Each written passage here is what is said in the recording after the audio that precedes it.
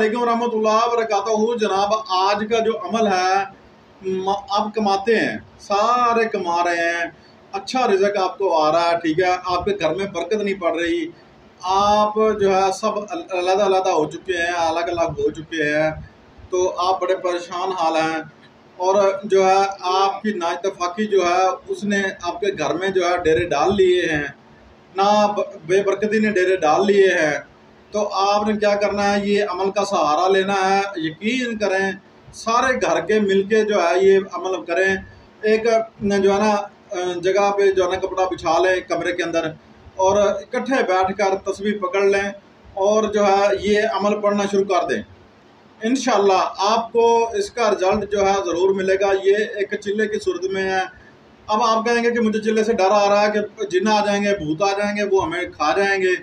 कुछ नहीं होता इंशाअल्लाह। इस अमल करने से आपको कुछ भी नहीं होगा और आप खुद कहेंगे कि हमारे जो हैं ये काम जो है बनना शुरू हो जाए। अच्छा, आप खुद, आपके घर बच्चे नहीं हैं तो आप खुद कर सकते हैं। अगर घर में अफराद हैं, बच्चे हैं, तो फिर सारे मिलके बैठ के कर लें, ठीक है।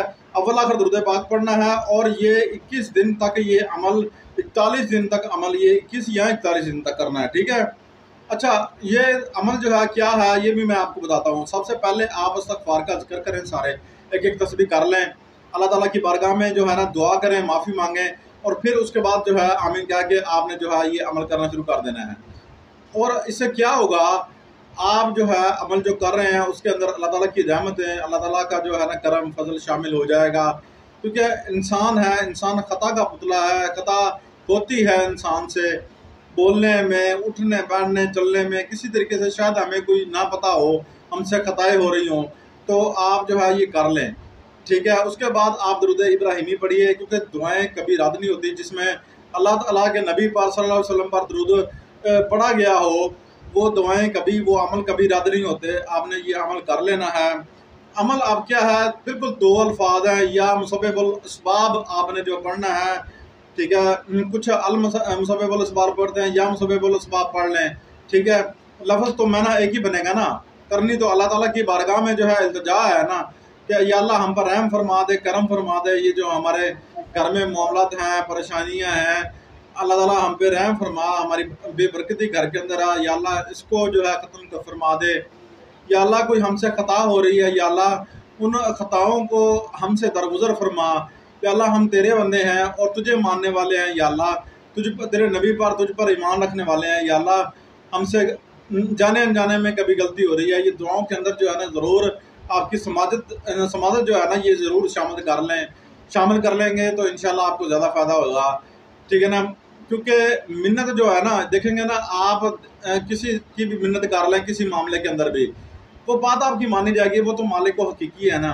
आप एक मरतबा जो है ना आंसू बहा कर अल्लाह ताला की बारगाह में दुआ करेंगे तो वो जो है ना इंशाल्लाह कभी रद्द नहीं होगी। ये इंशाल्लाह हमारा तजर्बा और हमारे बुजुर्गान दीन का जो है ना वसीला डालने की ये सबसे बड़ी ताकत थी।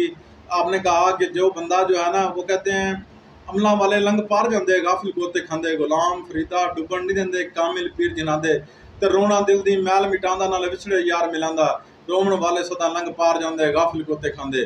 बात ये है कि आप गाफिल मत बने, आप अल्लाह के बंदे बने और समाजत करें, उस ज़ात के सामने मिन्नत समाजत करके जो है मांगे, हाथ जोड़ कर मांगे, इंशाल्लाह आपको ज़रूर मिलेगा।